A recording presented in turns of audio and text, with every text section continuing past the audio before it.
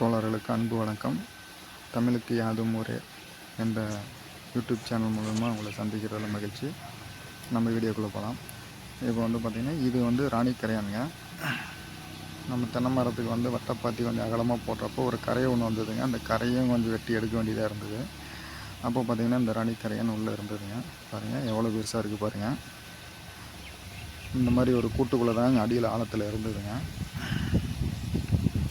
இதெல்லாம் சுற்றி இருக்கிறது வேலைக்கார கரையானுங்க. அதோட பாதுகாப்புக்காக வேலைக்கார கரையான் ராணியை சுற்றியே இருக்குது பாருங்கள்.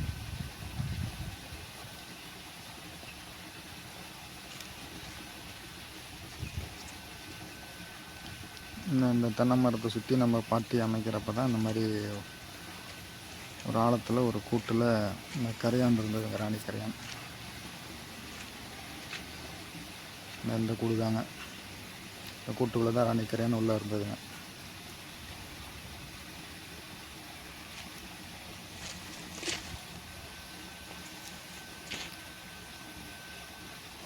எவ்வளோ பெருசாக இருக்குது பாருங்கள். எதனா கையில் எடுக்கலாம், இருந்தனால எனக்கு கொஞ்சம் பயமாக இருந்தது, ஏதாவது கடிச்சிருமோ, இன்ஃபெக்ஷன் ஆயிருமோ அப்படின்ட்டு. அதனால் நான் கையில் தொடலைங்க.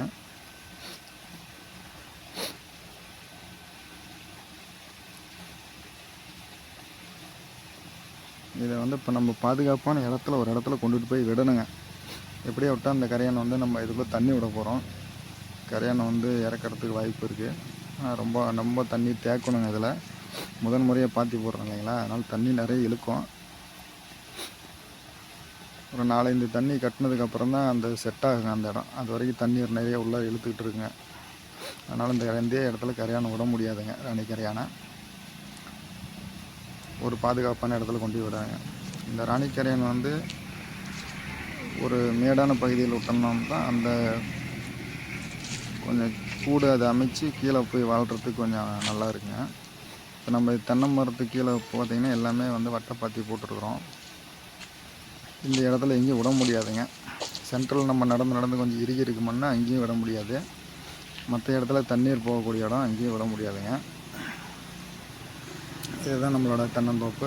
எலுமிச்சை சாகுபடி பண்ணியிருக்கிறேங்க 2 தென்னை மரத்துக்கு இடையில. எல்லாத்துக்குமே pipeline, direct pipeline போட்டிருக்கிறேங்க. ஒரு அரை மணி நேரத்தில் எல்லாம் பாஞ்சிருங்க. ஒரு 15 தென்னை மரம், ஒரு 12 எலுமிச்சை ஒரு அரை மணி நேரத்தில் பாயிற மாதிரி ஒரு செட்டப் தனித்தனி வாழ் வச்சுருக்கிறேங்க. மொத்தம் ஒரு 70 தென்னை மரம் இருக்குதுங்க. இப்போ நான் பார்க்குறது ஒரு பகுதி மட்டும்தான் நம்ம பார்க்குறேங்க. இதை பற்றி வீடியோ எப்படி நீர்ப்பாசனம் அமைச்சிருக்கிறேன் அப்படிங்கிறத பற்றி உங்களுக்கு தெளிவாக போடுறேங்க. எவ்வளோ வறட்சியாக இருந்தாலும் நீங்கள் 2 மாதத்துக்கு ஒரு முறை தண்ணி விட்டால் கூட போதுங்க. அந்த மாதிரி பைப் லைன் தான் அமைச்சிருக்கிறேங்க. பைப் லைன் பூமிக்கு உள்ளே போகிற மாதிரி அமைச்சிருக்கிறேங்க. நேரடி வேர் வரைக்கும் செல்லக்கூடிய நீர்ப்பாசன முறைங்க. ஒரு பைப் லைன் பார்த்திங்கன்னா இந்த ஒரு 3 அடி ஆழத்தில் தண்ணி போகிற மாதிரி அமைச்சிருக்கிறேங்க. இதை பற்றி நான் உங்களுக்கு தனியாக ஒரு வீடியோ போடுறேங்க. இப்போ இந்த கரையானை கொண்டு பாதுகாப்பான இடத்துல விடணுங்க. பாருங்கள், அந்த கரையானோட கூட்டுக்குள்ளிருந்து வேரில் வெளியே வந்திருக்கு. பார்க்குறீங்களா, தென்னை மரத்தோட வேர் உள்ளே உள்ள வரைக்கும் வந்திருக்கு பாருங்கள். இது ஒரு ஆழமான கரையானோட கூடுங்க. இது இன்னும் ஆழம் போகுங்க. இது மேலால் இருக்கிற கூடுங்க. இது அந்த கரையானை கொண்டு போய் நம்ம ஒரு இடத்துல வச்சாச்சு.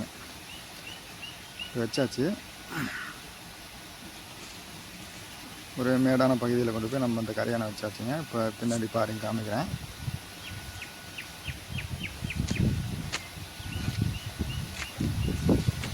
இந்த மாதிரி ஒரு உள்ள இடத்துல கரையானை நம்ம ஒரு மட்டையில் தூக்கி கொண்டு போய் வச்சுட்டேங்க. சுற்றியும் பாருங்கள், வேலைக்கார கரையான்லாம் பார்த்திங்கன்னா அது சுற்றியுமே இருக்குது. இந்த ராணி எப்போ முட்டையிடுறதை நிறுத்துதோ அந்த வேலைக்கார கரையான்லாம் அதை அரித்து சாப்பிட்ருங்க. அதுதான் ராணியோட வாழ்நாள் பயணங்க. 2 லட்சம் முட்டைகள் வரைக்கும் எடுங்க வாழ்நாளில். அவ்வளோதான், அமைச்சு வச்சாச்சுங்க. இப்போ கரையானை பாதுகாப்பாக உள்ளே கீழே இறங்கிடுங்க. தோழர்கள் அனைவரும் இந்த சேனலை சப்ஸ்கிரைப் பண்ணுங்கள், ஆதரவு கொடுங்க. மேலும் விவசாய சம்பந்தமான மற்ற அனைத்து துறை சார்பாக சம்பந்தமான எல்லா வீடியோவும் நான் வெளியிடுறேங்க. ஆதரவு தெரிவிங்க எங்களுக்கு. இப்போ அடுத்து இப்போ இதில் தண்ணி விட போகிறேங்க.